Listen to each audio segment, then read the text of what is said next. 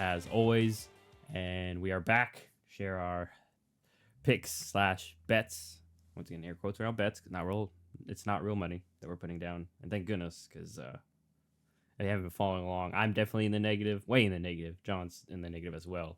But nonetheless, making our picks / bets against the spread for Week 18 of the NFL season.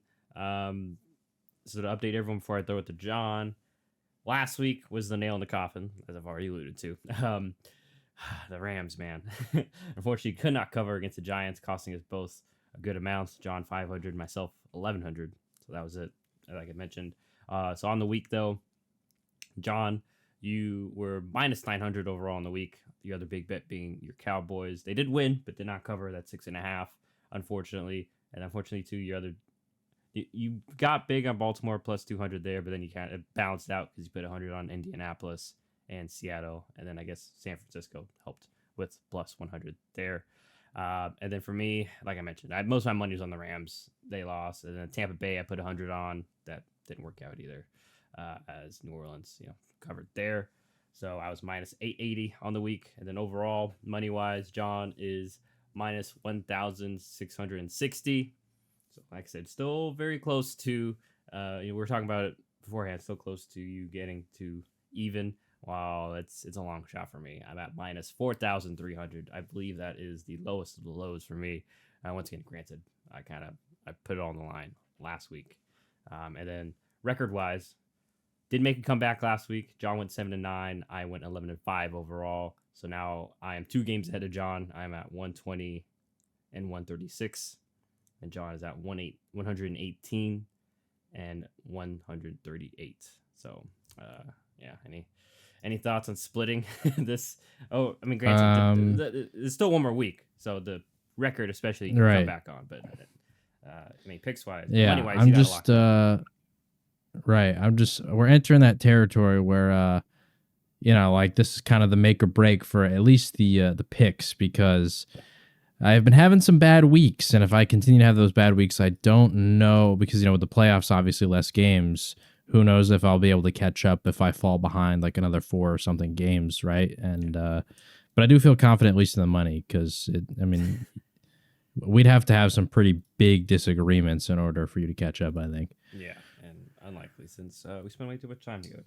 But anyway, let's make our picks and of course bets. Still, we're still gonna do that, even though it's just you got to run through the finish line, even though Usain Bolt's ahead of you and you're gonna lose. So still got to battle for a second. Anyhow, got a lot of interesting games this week. Of course, it's Week 18.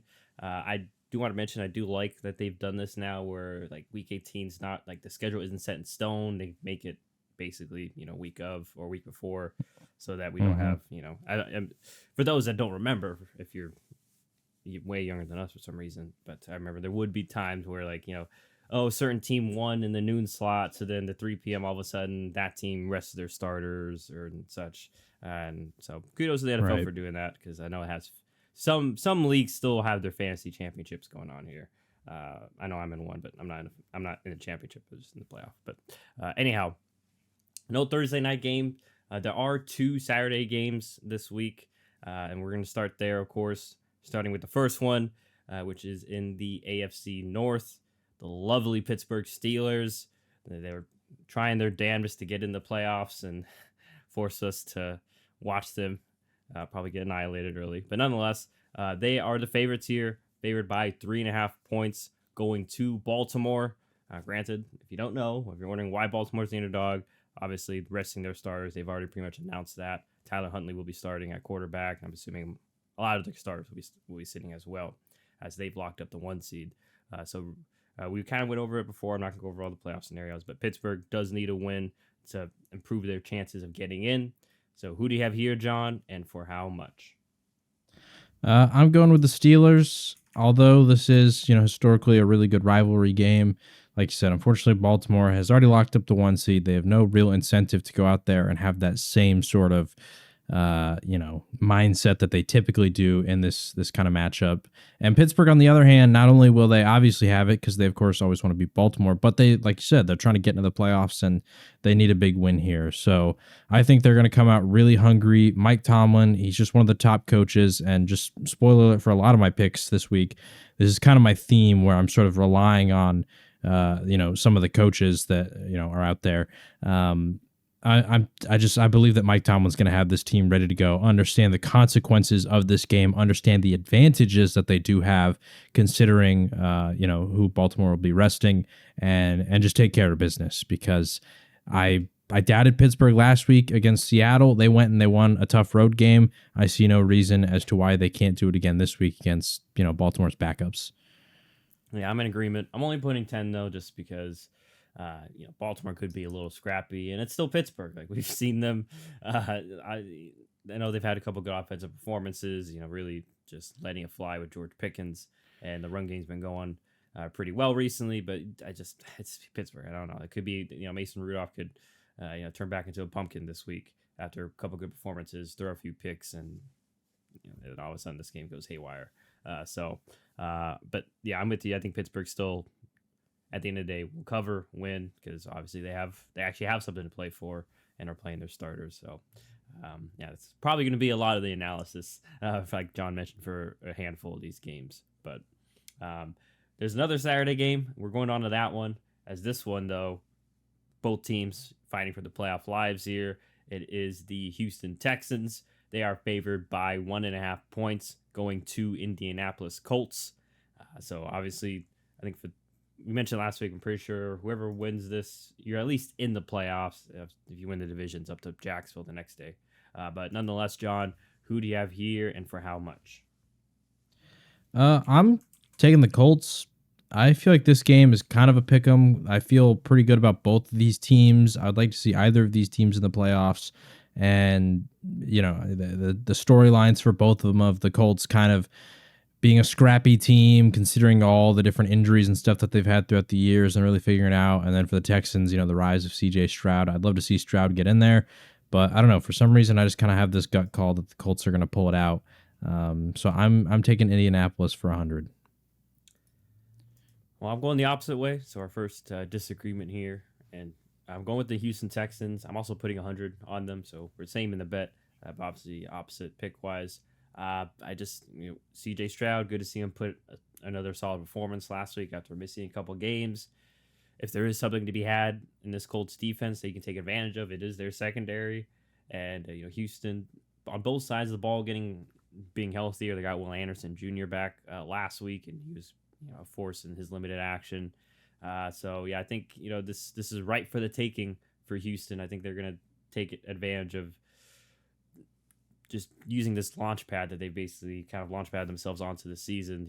None of us expected him to be in this position come week 18, and I just feel like D'Amico Ryans and that crew, and especially with Stroud and some of those leaders, that this is a prime opportunity. It's not to further exceed expectations by punching your ticket into the playoffs and continuing to grow the legend of CJ Stroud and everyone else there. So I think the Texans prevail here. John is putting 100 on the Colts. It's 1.5 points, or basically, like John mentioned, basically a pick 'em, but watch this game go down to 1 point difference. While I'm putting 100 on the Houston Texans to cover that 1.5 point spread and win, of course. So we'll see who is right there. The 200 swing on that one. And those are the Saturday games. So now let's move on to the rest of the games. All around Sunday. Once again, no Monday nighter. I'm guessing because of the college national championships, right? It's next week. I forget, but I know it's on Mondays usually. So I'm assuming that's what it's. I'm a Seattle. So don't want to compete with that, I guess, understandably so. But anyway, let's go on to the Sunday games. Let's start with the Detroit Lions. Hopefully they've licked their wounds following that tough loss last week to John's Cowboys. But nonetheless, they're back at home, so that helps. They are favored by 3.5 points, hosting the Minnesota Vikings. Vikings have already announced Nick Mullins will be the starter for this game, and they did play a couple weeks ago. Went down to the wire, and then Nick Mullins threw a duck, and it was that was game over. But nonetheless, John, who do you have here, and for how much? I'm going to go with Detroit. They're in a situation where they unfortunately don't get to know what happens with the result of the two NFC East games. And so they're going to go out there and play to win, because if both the Eagles and Cowboys lose, they can move up to the second seed. Will it happen? Probably not, considering that, they play Washington and New York, but there's still the possibility. And I think that Dan Campbell's team is going to want to have some momentum going back into the playoffs, considering just kind of the unfortunate way that the game went last week against Dallas, and just the sort of feeling that's kind of left over the fan base, the team as a whole. I think they're just going to want to have like a full reset week. I think they handle their business at home in front of their fans, officially locking themselves, into the playoffs and whatever seed they'll be, either the 2 or 3 seeds. So obviously they've already clinched, but I think this is one of those games where, although it doesn't really actually mean much in terms of what is going to happen in the future for them, like I said, because I don't think the NFC East teams, probably either of them, lose their game, but the likelihood that both of them do is very unlikely. So it doesn't really matter in that regard, but just in terms of mindset, the sort of the culture that Dan Campbell has pushed with this organization, I think that they're going to come out strong. So I'm putting 200 on the Lions. I'm in agreement in regards to going with the Lions to cover. Yeah, like you mentioned, a lot of good points. Obviously, they have a lot more to play for, and yeah, I do think I'm with you. I think that's a great point. That the fact that you do want to have some momentum going into the playoffs, and especially after a tough loss like last week. So yeah, I think Detroit comes out and definitely gives it their all. So, and I would assume that, I know last time Nick Mullins threw all over them, I would assume that they find ways to limit the passing game for Minnesota, since they are kind of one-dimensional in terms of that. And obviously, too, Minnesota may not have, obviously doesn't have the weapons they had last time. No TJ Hawkinson. I believe he got injured that game anyway, but not even, he's not even there for a half, obviously. And I know Jordan Addison's still dealing with that ankle injury. So, could be less weapons for Nick Mullins to utilize. And although he didn't have any mistakes last week, it feels like he's going to be due for 1 year. So I'm only putting 50 though on the Lions. Minnesota could keep it close, just like they did last time. That's what I'm afraid of, as we've mentioned before. Lions defense largely suspect, especially in the secondary. So we'll see if they can, like I said, get some momentum going into the playoffs. It'll be a good little barometer test for their secondary going forward. But that is the NFC North matchup. Let's go on down to the NFC South, where, of course, it's just like last year. I forget too. We're going down the wire. The same 3 teams last year are still in contention to punch their ticket into the playoffs. We're starting here with 2 of them, and it is the. And I will say too, I think it's like almost the exact same type of scenario where last year it was like Tampa wins, they're in. The Saints can get in with a Tampa loss and a win, and like the Falcons were the team on the outside looking in. I'm pretty sure that was like the exact scenario that we had last year. Yeah, would not shock me. Let's go back and check. But anyway, so this one though, we're starting in New Orleans. The Saints are obviously at home, and the favored by 3.5 points, hosting the Atlanta Falcons. And I forget scenarios, but pretty much for these 2 teams, whoever wins has got to hope that Tampa loses, and then they are in the playoffs via the division title.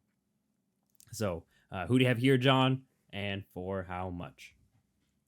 I am going to be taking the Saints. I think I might be wrong on this, but isn't there also a possibility that if they win and the Packers and Seahawks both lose, that they can make the playoffs? Yes, as like a wild card team. I do see that, because Saints are 8-8, and Packers and Seahawks are also 8-8. So if naturally, like you mentioned, they both lose, New Orleans wins, they're in.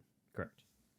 Yeah. So I just think that this is a game that even despite the Tampa thing, like there's multiple scenarios in which they can make it in, and I think that that's just going to motivate them a little bit more. Although the Falcons certainly could make it, I think they need a lot more help than the Saints do, because they would just need a variety of results on top of winning this game, and I think they can only make it as the division winner. So they specifically need Tampa to lose. It's sort of like poker, right? Where you have one out to where in if you can have like multiple 4 different cards, then your percentage of actually winning the hand like skyrockets, or not skyrockets, but is significantly higher.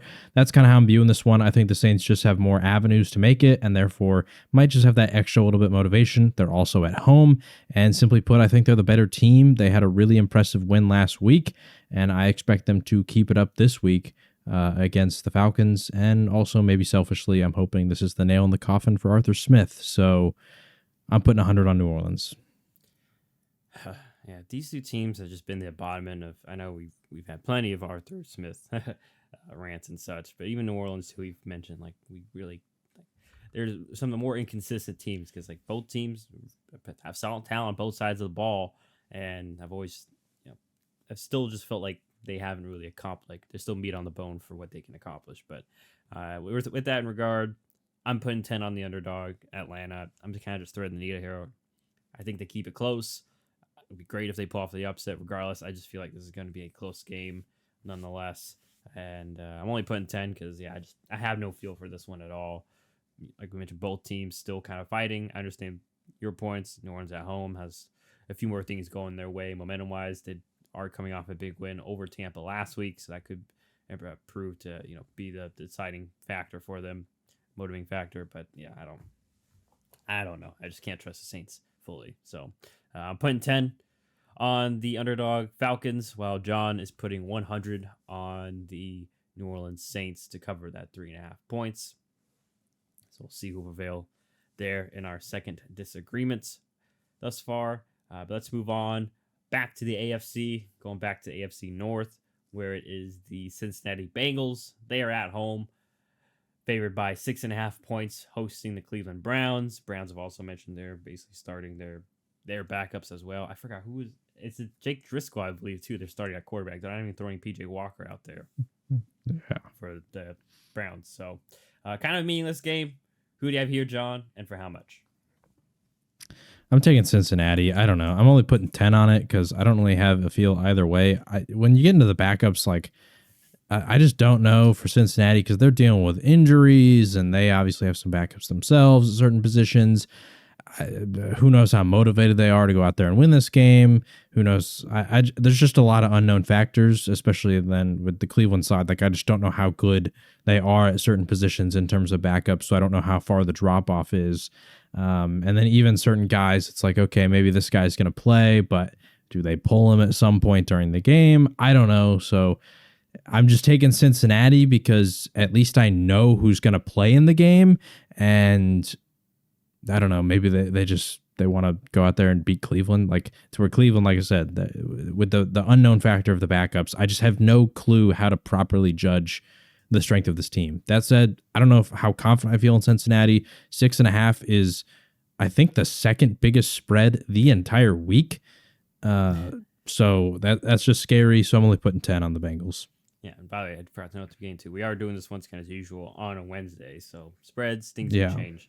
Get more clarity on stuff. But yeah, I'm with you in regards to picking the Bengals. That's what I'm picking as well. I'm putting 300 on them just because I know a little bit more about who he's going to have.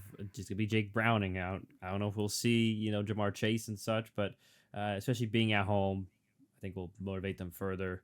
And yeah, I feel like Cleveland obviously going to be playing their backups, and I won't be shocked if they are just super, super simple, just so that they don't show any cards or tendencies, play calling wise as well. And I feel like, this is, like you mentioned, prime opportunity for Cincinnati to end the season on a high note, especially a relatively disappointing one, unfortunately, because who had the Bengals being the technically the worst team in the NFC or AFC North going into the season? I mean, no one.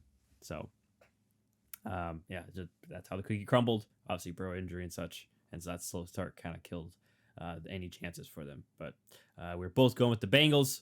John putting 10 on the Cincinnati to cover that 6.5 points, while I'm putting 300 for the Bengals to cover. So hopefully they do so in my first big bet here. But keeping it in the AFC, we're going to go over to the AFC South to the other game that will decide things. And it is of course, the Jacksonville Jaguars. They're the main deciding factor point here.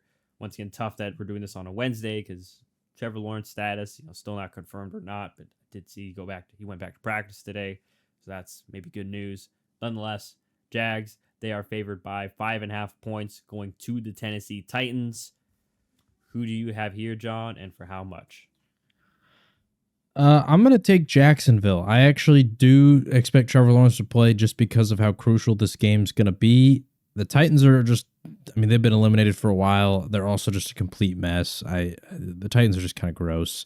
And for Jacksonville, I just think this is a game where they kind of step it up. They had a really good bounce back game last week against Carolina, and I don't necessarily think that Tennessee is really that much better compared to Carolina. Tennessee has had some injuries with guys like Christian Fulton and Jeffrey Simmons, so I don't even know if they play in this game.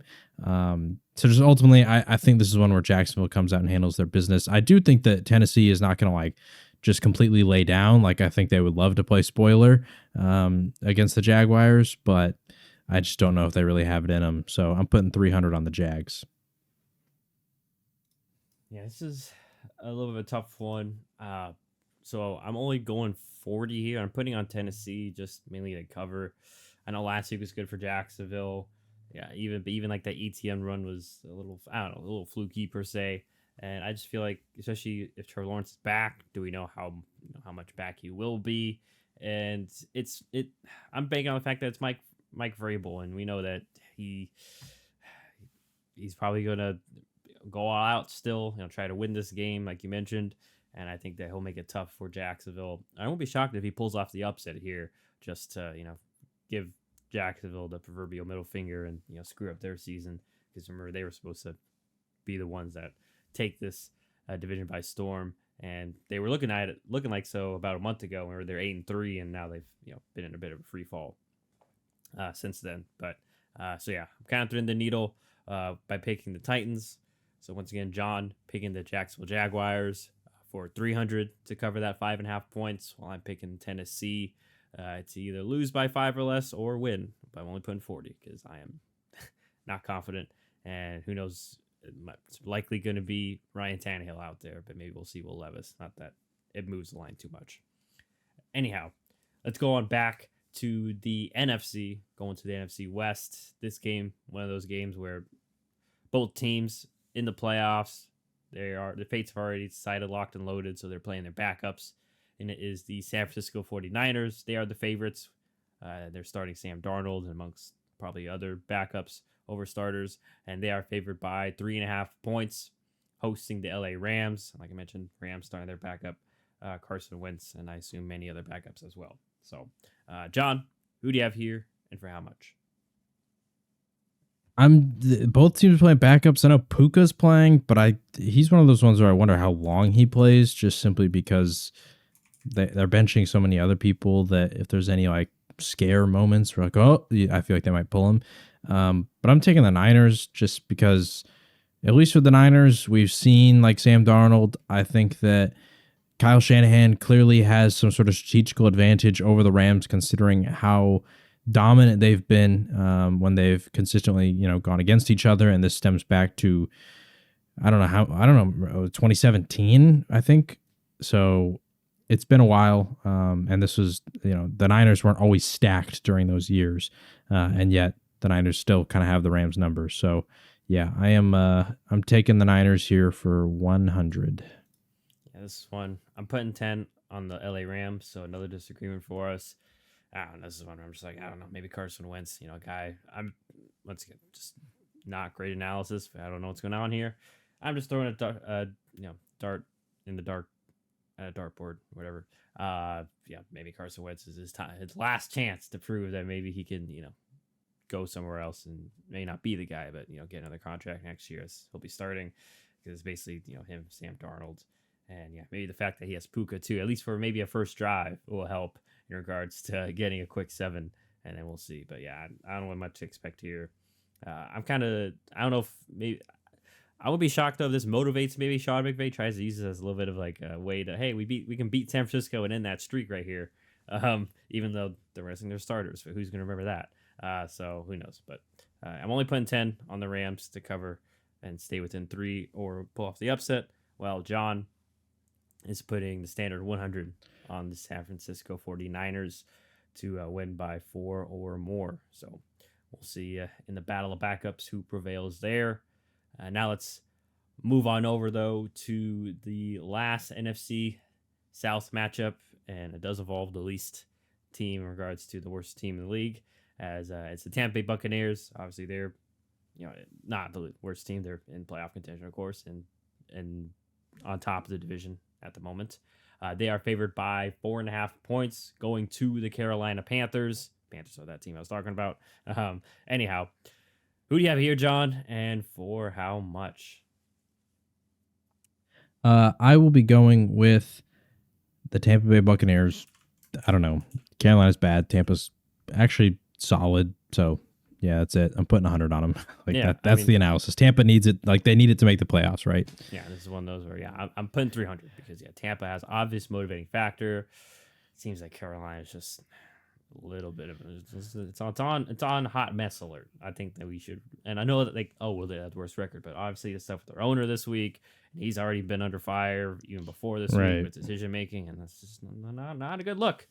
Not a lot of good things going on, and you don't have the your first round pick because you gambled it basically. So I just feel like Tampa Bay gonna take the bull by the horns here and punch their ticket in, especially for Baker Mayfield. Bunch of those guys, everyone else too, most of them coming from that Super Bowl team, so I'm sure they're used to moments like this. And Baker's look good enough where I don't think he'll absolutely fold, especially against the Panthers. So if he does, though, man, that'll be quite historic, especially losing to the Panthers. But anyhow, hopefully Tampa prevails, as I am putting 300 on Tampa to cover that 4.5 point spread, while John is putting the standard 100 on the Buccaneers as well. So we'll see if they can provide us some profits and a W there.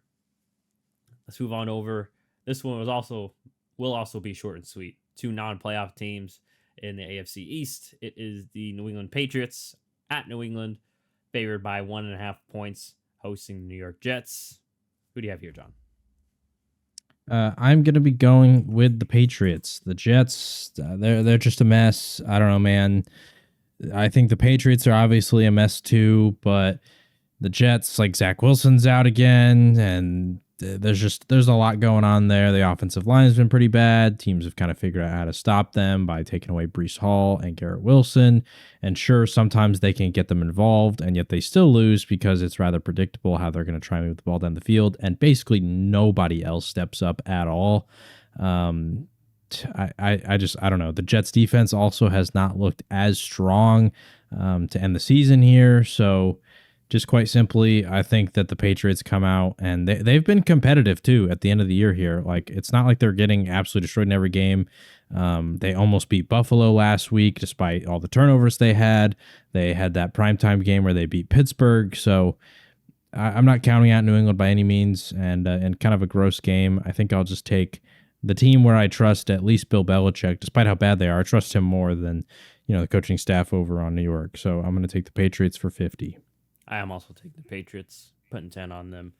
Only thing I want to add to what you mentioned too, in regards to why I made my pick for New England, could be motivating factor. Potentially Bill Belichick's last game under the Patriots, especially in New England, could be extra motivated him and the players too to end the season at least on the high note, even if he is going to be out the door. While Jets, it seems like they're already looking on to the future. Not future, but looking on to the off season so that they can address some of the issues that they need to do to improve their team. So, yeah, I'm going.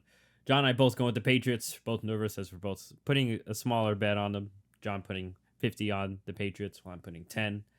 So hopefully they cover that 1.5 point spread for the both of us. Although it's a minute amount of money, so even if they lose, it's not the worst thing. Anyhow, let's go on over to back to the NFC. Going to NFC West again for the Seattle Seahawks, as they are the favorites, favored by 2.5 points, going to Arizona. So who do you have here, John, and for how much?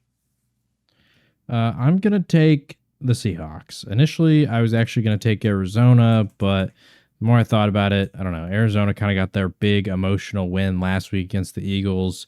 I think maybe they might come out a little slow, a little burned out after last week, just because of how much they put into that game. To where the Seahawks, they obviously need this win pretty big, and when they lost last week to Pittsburgh at home, that's got to be kind of embarrassing. Knowing Pete Carroll, I think that he's going to be really fired up for this one, and similar to a lot of the games, I'm very heavily basing this off of just pure motivation factor. Seattle needs this one big time. If they lose this one, considering the state of like the schedule they had at the end of the season, where like sure it wasn't necessarily the easiest after considering they had like the Eagles and the Cowboys and the Niners in a row, but after that it felt like the stretch was a little bit easier. They almost lost to the Titans. They lose to the Steelers. If they come out and they lose to the Cardinals, man, like I feel like that'd just be super embarrassing, and I don't expect Seattle to do it. So I'm going to put 100 on the Seahawks. I had the exact same thought when you mentioned Arizona could be, it could be a down week for them after they rode that big high, got their upset. So yeah, I'm also in agreement picking the Seahawks here. Of course, I do want to add to they may not want to be too motivated to win this game, just record wise as well, because they are in that scrum with the Patriots and Washington. For the let me double check, at least for that at least top 5 spot, but potentially number 2 pick, and so who knows? Maybe that could be a little bit of a motivating factor for them to not try as hard. And yeah, like you mentioned, for Seattle, their season's literally on the line, and even then they don't control their own fate. And yeah, I had the same thought too. I expect Pete Carroll to basically tell his guys like, this is already playoff time. Like we have to win this game to even have a chance. So might as well do that, and then if not, try to end the season on a high note for the Seahawks. So we'll see if they can prevail and somewhat control their own destiny, although they still need other dominoes to fall that they have no control over. But anyhow, John, putting 100 on the Seahawks. I'm also going with the Seahawks as well. But I'm only putting 10 just because it's the Seahawks, like John mentioned, and they've dropped a couple of games that they should, on paper, should not have dropped, like that Pittsburgh game and such. So we'll see if they can handle their business and have a chance at least. But anyway, let's go on over to the next game. This one is one of those meaningless ones, as it is the LA Chargers at home. They are favored by 3.5 points, and they are playing the Kansas City Chiefs. Of course, one reason Kansas City's the underdog, they're obviously benching Mahomes, and I'm assuming the rest of the starters as well, and Vegas assumes as well. So anyhow, John, who do you have here and for how much?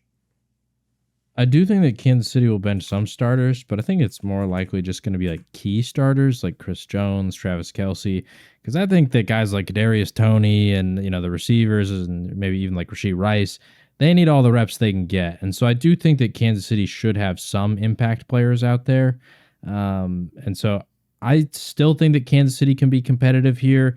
I still think that Andy Reid is a far superior coach than anyone on that Chargers sideline, and yeah, just simply put, although the Chiefs are, benching players, like it's backup quarterback v backup quarterback, right? So the Chargers already have some deficiencies out there. So I don't necessarily feel like, all of a sudden the Chargers are some massive advantage, kind of like in the Pittsburgh Baltimore situation, which I guess Pittsburgh also technically has a backup quarterback too. So, but my point stands, right? Like Keenan Allen's out, Mike Williams is out, quarterback's out.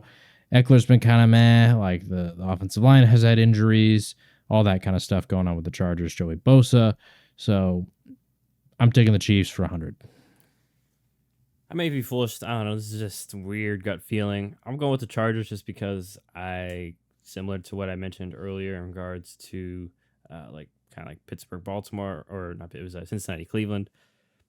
I just know, I at least know what I'm going to get out of the starters for the Chargers, and I will say the defense has been better for the Chargers the past few weeks, and I still don't fully trust that.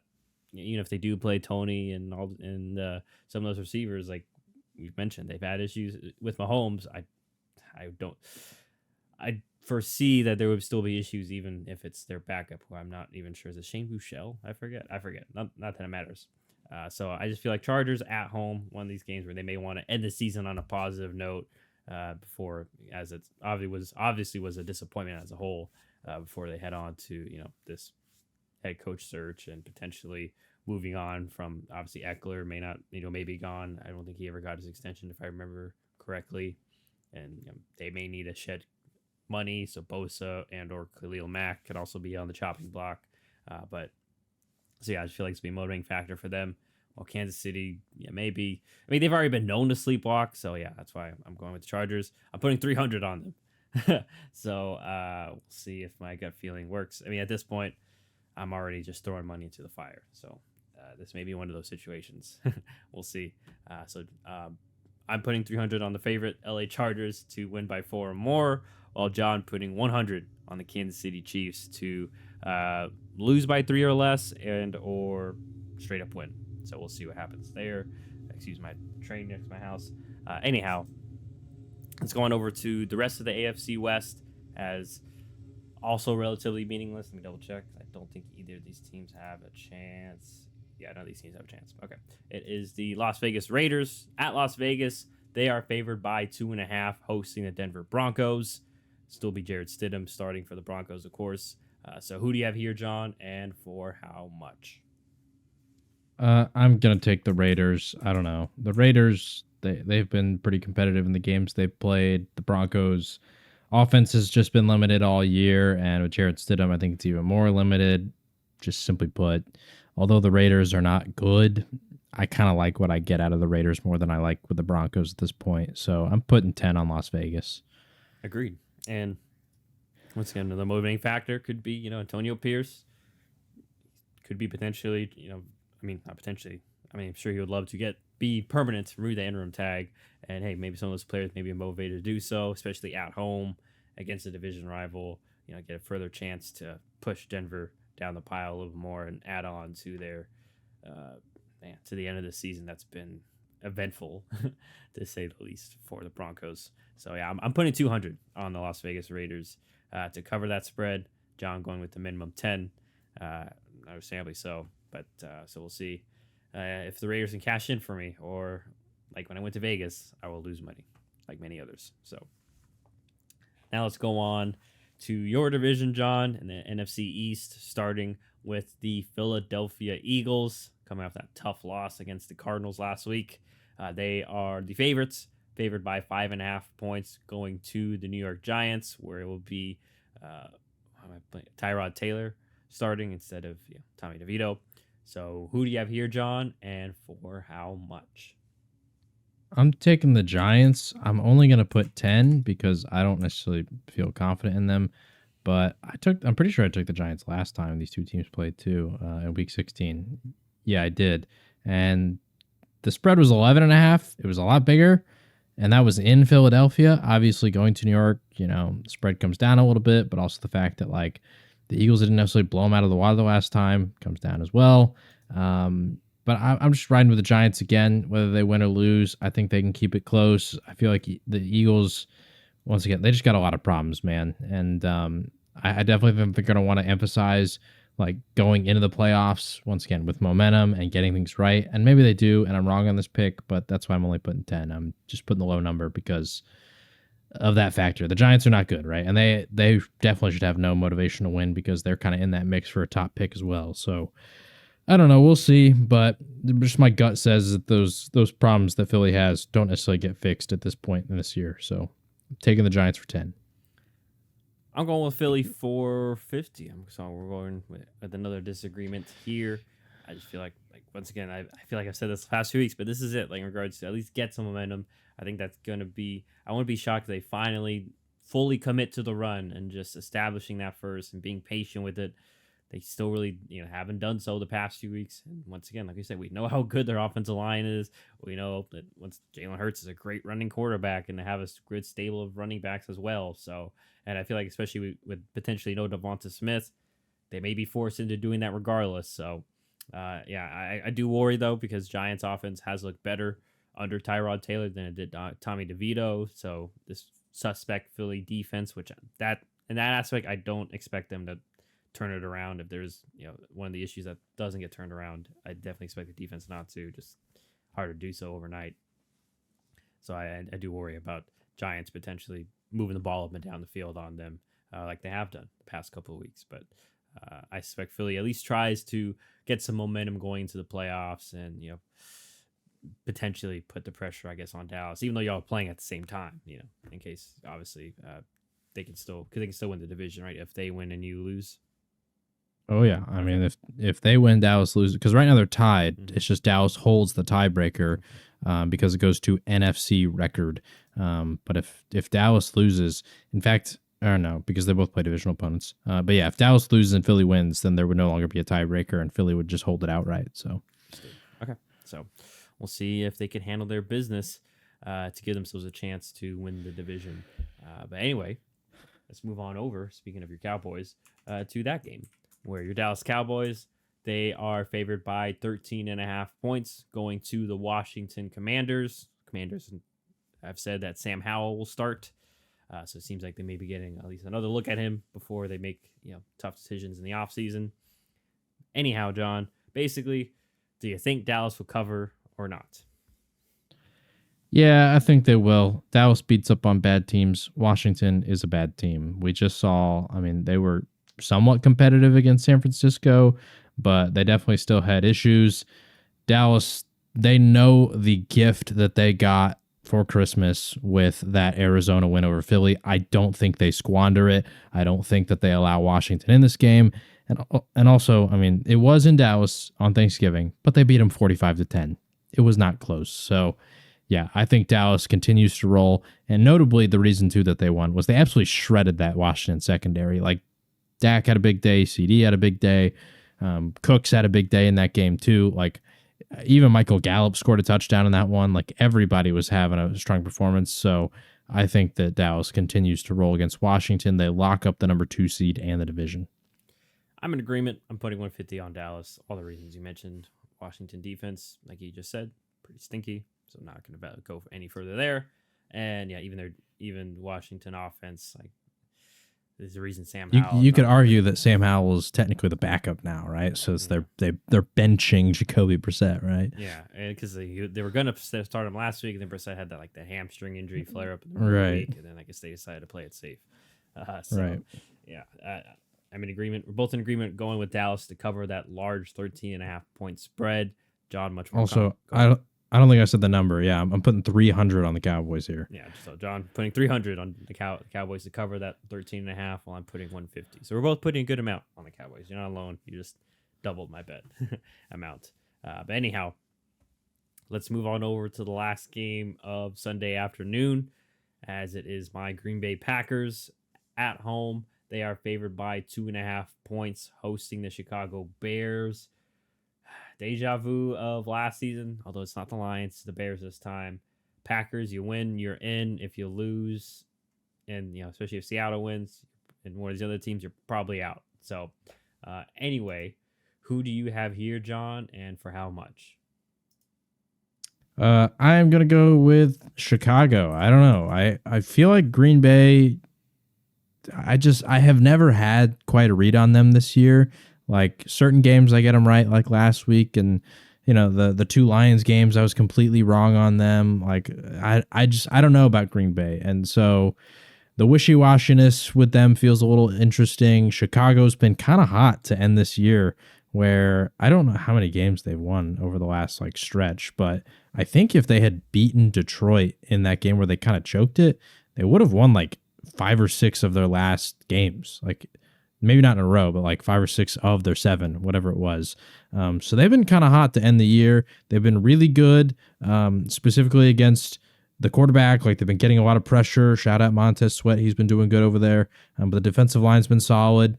And Justin Fields and the offense has been moving the ball effectively. And I do worry about this Green Bay defense because they've let up a lot of yards against a lot of bad teams. Just look at Bryce Young and the Carolina Panthers just 2 weeks ago, what they were able to do against this Green Bay defense. So I do think that Green Bay is going to be motivated here and certainly want to make the playoffs and all those kind of things. And I'm pretty sure, right, that they own the tiebreakers. And so if they win, they're in, right? Mm-hmm. So, I do think that is a motivating factor, but at the same time, I don't know. They just feel a little bit inconsistent to me. So I'm going to take Chicago. But I'm only going to be putting 10 on it because I don't know. This game feels weird. Gotcha. Well, I'm going the opposite way. I'm going with my Green Bay Packers. I think while Chicago has been on a roll, they are one of the teams that like to play a lot of man-to-man. Looking like we may get Jaden Reed, maybe Christian Watson, although I'm not relying on it because he was a limited participant in practice as of Wednesday. So if we get him too, that will definitely help and stressing out their man-to-man coverages. And I will say Love playing really good over the past month. I know he's had some up and downs, but throwing the ball, wise decision making, he's been great. Seems like he's more decisive as well. I like that. It does worry me though. No AJ Dillon. It's still gonna be Aaron Jones. Aaron Jones had a good week last week, but it's always good to have both, just because Dillon, the two different styles. I feel just wear on defenses and will help with that.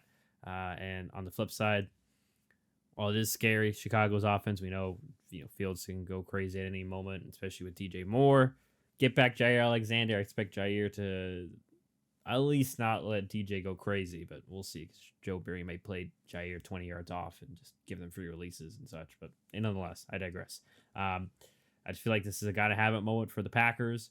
And like I said, especially since last year fell short, and I had my criticisms of Rodgers not being aggressive enough then to at least force the issue. I don't think that'll be an issue this time. I think Jordan is much more willing to, let it rip. Hey, if he throws three interceptions, well, at least he went down swinging, as opposed to, what happened last year where we were just trying to, poke and prod the Lions to death. I know we were close to winning that game, but still, I think everyone will be motivated to also kind of stick it to Aaron. Like, oh, you left, but guess what? We made the playoffs, and you're sitting on your couch. Granted, Aaron was injured, but, I don't think they fully care about that. So I'm only putting 10 on the Packers because, like you mentioned, like this is going to be an interesting one because, Fields and just the Bears as a whole, like you mentioned, been on fire the past few weeks on both sides of the ball too, offense and defense. So that is scary, of course.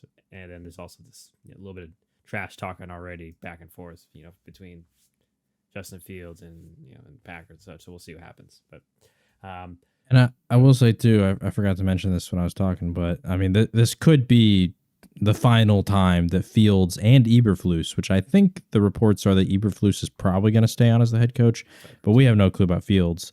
But this could be the final audition, right, that they have for either the current team or future team. So maybe that just motivates them individually a little bit more. I don't know. Yeah, so we'll see if it does. And I'll see if my Packers can punch their ticket or if I'm going to, be disappointed again. Although last year I had hope. I did actually start believing. Damn it, even though I was adamant about not doing so. But anyway, two teams that have been believing, and this is our Sunday nighter. And once again, love that the NFL did this because this is a great game to put on for the last one, as it is the AFC East up for grabs. Major playoff implications, as it is the Buffalo Bills. They are favored by 3.5 points going to the Miami Dolphins. I'm not going to say all the scenarios once again, but if certain things fall and Buffalo loses this game, it's very likely that they also may be out of the playoffs. But ironically, if they win, right, they could easily be the 2 seed technically. If I'm pretty sure they will be the 2 seed. Oh, I mean, yeah. Oh, yeah, because they won the tiebreaker, Kansas City. If Kansas City wins. Yeah, they beat Kansas City, and Jacksonville's not close enough. So winner is the 2 seed. Wow. So battle for the 2 seed, potentially knocking out the Bills as well if Miami wins. That's literally wild. Anyhow, John, so who do you have here and for how much? Well, I've been saying this for maybe a month now. I don't know the exact time period that I got fully believed in this, but maybe I don't know if I said it on the pod, but I've been saying it to our friends, that I think Buffalo's winning this division, and certain things have gone their way that have led to this spot being one where they can win and get in. And so I think they're certainly going to do so. I also think that, like I said, I don't know all the scenarios, but I'm pretty sure it's like Pittsburgh winning and some of these other teams winning, like you said, can eliminate them from the playoffs entirely. And I think it's a very strong likelihood that scenario could be present by the time that we get to that game. Like, I don't think that it's completely out of the realm of possibility that Buffalo is in a must-win situation. I think they answered the call. Josh Allen's a stud. James Cook has been getting involved. I know that Stephon Diggs has not been great this year, but I still believe in the guy as an incredibly talented receiver. I don't think that he's just magically fallen off and completely forgotten how to play the position. Sure, maybe he's not capable of necessarily the consistency that he's always had, at least this year, just because things seem a little off. I do think that maybe he can bounce back, but I think that he can step up in a big moment here, and even if it's not necessarily the biggest statistical game, can make some crucial plays down the stretch. And then on the other side, they've been playing really good defense, and Miami's offense, we've talked about it in some of our recaps, their offense has just not been as impressive as it was to start the season. In the Dallas game, they were like around 20 points. In the Ravens game, they're around 20 points. And I just don't think that if they put that kind of offensive performance out against this Buffalo defense, who's really found their stride, I don't think that's going to be good enough to win. So I'm taking the Bills. I'm going to put only 10 on it because all my points were gone elsewhere. But also, the 3.5 is the part that scares me a little bit because I do think this will be a close game. So maybe it's a field goal kind of game. But yeah, I believe in the Bills, honestly. And I think the scenario of the fact that like the Dolphins, they're in the playoffs. Is there a scenario where they can miss it? I don't think there is, right? No, I think they'll check. I'm pretty sure they're locked in. Yeah, they're locked into the playoffs no matter what. And so I just think that, like, obviously they want to win the division and they want to win home field advantage, but just like that knowledge in the back of your mind that, like, you have like that what's it called? Like the, not a backup plan, but safety net. You have that safety net of you're still in, like you might be on the road, you might have to be a wild card team, but you're still in. I think that knowledge doesn't necessarily put you in that same fully desperate mindset that Buffalo might be in. Like I said, considering the spot where they might not even make it at all if they lose. So I just think there might be sort of some differences between the two teams going into this game. And I like Buffalo. I also just think they're the better team. So and Buffalo did beat Miami at the height of their power earlier this season. So I think that's important. Convincingly. Yeah, and I'm going with Buffalo too. I agree with most of with what you said. Because I do want to add, like, I think one of the reasons why we're seeing Miami struggle is, especially against better teams are realizing, like, hey, we just got to stop the pass first. Like, they set up the run via the pass, as we've seen. And even then, most hurts been banged up. We know their line isn't great anyway. So it's a little bit just calling Miami's bluff. Like, okay, you have a few creative run plays. You may gash us once or twice, possibly. But, like, I think teams are starting to live with that and just say, well, let's take away Tyreek, of course. And, make life difficult in the passing game. And obviously, the season's gone on. Teams have schematically found ways more and more to do that. Bills, like we just mentioned, were one of the prime ones. Is like at the beginning of the season, too, when Miami was riding hot. They slowed them down dramatically. Granted, Bills' offense was a little bit, just felt like more explosive then, too. But even then, like Miami, I know the defense has been good recently, but they got a couple injuries. I know Xavier Howard got banged up last week, and I don't double check his stats, but I don't believe it was looking great for him to be there. But anyway, we've seen Bills been able to incorporate James Cook a little more, and in theory, we mentioned this before, like usually there's a couple of bad games. In theory, this might be a Gabe Davis appearance game where he may either goes for 0 or goes for 100. He's gone for 0 a couple of times, not 0, but poor production per se. It feels like this may be 101. Maybe Josh Allen makes a few plays. And also important to factor too, losing Bradley Chubb, the Dolphins, and already lost Jalen Phillips. So that's 2 edge rushers that you can't throw at Josh Allen. And so he may have more time, may be able to make more plays on his legs because he has, the backup edge rushers going after him as opposed to those 2 great guys. So yeah. Just on the Bradley Chubb thing, like the guy leads the league in forced fumbles. So that's a big part of their defense it's kind of like when Dallas lost Trayvon Diggs, right? Like, sure, maybe, you get a corner who can cover, but can he necessarily get those huge interception totals that Diggs is capable of? Obviously for Dallas, they got lucky with Deron Bland, but do they have another guy that can be that difference maker on the edge like Bradley Chubb was? I just don't know, especially with, Jalen Phillips out too. Yeah, no offense to Andrew Van Ginkel. Solid edge rusher, but he's not Bradley Chubb or Jalen Phillips. And as we know, Josh Allen is a tough guy to bring down and just corral. And especially, like, I feel like this game might be where, like, Buffalo may take a little bit of the leash off Josh and be like, you've been conservative, been a very good job, Josh, but we may need you to unleash it a little bit this week and, be a little more free. Although, who knows, maybe they'll try to rein him in more. Nonetheless, I'm I going mean, Buffalo. last time I can't remember actually the last game that Stephon Diggs like balled out, but I'm pretty sure that Dolphins game was like his best game of the year too. I gotta know. So let me pull it up because I'm pretty sure you are right, but I want to confirm. I'm like, I'm pretty sure that they like shredded that 40, secondary, which 18. Jalen Ramsey was out then. Yeah, but it was. Diggs went 6 for 120 and 3 touchdowns, so he had a pretty good day. yeah, I think that's probably. So, I mean- arguably say that's probably his best. I don't. Let me pull up his stats for the whole day, but I feel like that's probably. I'm the pretty sure that's his game best day of the year. Yeah. I don't know if he had another game where he had more yards. Definitely not 3 touchdowns. Thank you, ESPN, for the random ad. Sorry. Yeah, that's his best game.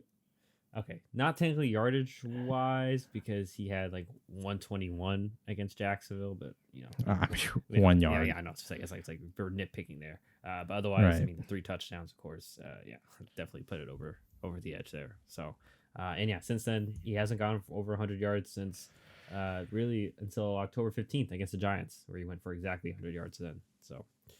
Could be due. I mean, technically is to do for a back. He's been due back. for a while, So, but this is a big game, and I don't know. Big time players step up in big moments. So Yeah, we've seen it happen before. Literally, you know, he's had that crazy moment in Minnesota and such. So we'll see if they can prevail here, or if Miami will use his opportunity to, you know, finally take the AFC East crown and get the second seed that they've been chasing all year. Well, not all year, but you know, for the most part. So.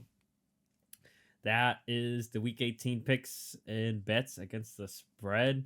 I mentioned it to John beforehand. I'm not going to share it today because obviously still got to get all these stats accumulated. Going to work on some trends, you know, see what teams, try to find out what teams we were not good at betting on, you know, quote unquote killed us, or teams that we had a good pulse on because, you know, both record and money wise. I'll try to do both.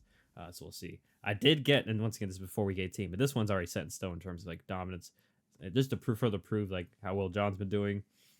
Technically, so I guess if you want to count whoever profited more like per week in regards to who won quote unquote each week, John, there were 10 weeks where you had a better profit than I did, and there were 7 weeks where I beat you. Obviously, I know it's only 3-week difference, but it made a big difference, as I imagine, you know, most of those weeks, especially at the beginning, were quite costly for me. But yeah, job well done in regards to the money, and we'll see, you know, how the overall record goes for both of us, because we do have, sorry to go back down, we have quite a few differences this week. That's what, 3, we have 7. So it would be very interesting if you whittle it, you know, because knowing it usually goes 50-50, if you whittle it down to like, you know, one game or take the lead by 1. Right. Obviously playoffs, like you mentioned at the top of the podcast, less chances to do so, but we'll see. We'll get there when we get there. But anything else you want to add before we call it there? That's gonna be it from me. This is, I mean, I do want to throw this in. It's not related to the podcast, but if your fantasy football league is still going, like one of my coworkers, condolences, because you know, certain people who have made it to their championships. You got guys like McCaffrey, who've carried a lot of teams there. Even like Brock Purdy, Lamar, Kyron Williams, Puka Nakua, and they're not going to be playing. And even some other games, right, where like, you know, who knows how long they stay in, right? Like if Jacksonville just kind of blows out Tennessee early, do they pull Trevor Lawrence because of the injury concerns? Like certain stuff like that, that I hope that, you know, if you're still playing, that you don't have those guys. And if you have any say in your league's settings, change it next week. So yeah, or next year, because next week is playoffs. Well, yeah, sorry, next year. Change it next year. Yeah, got it. Or petition for it, or just leave. Anyway, nonetheless, we'll be back next week to obviously react to Week 18 and make our picks for the playoffs and all that fun stuff. So otherwise, we hope you all enjoyed. Enjoy your weekend. Enjoy your Week 18.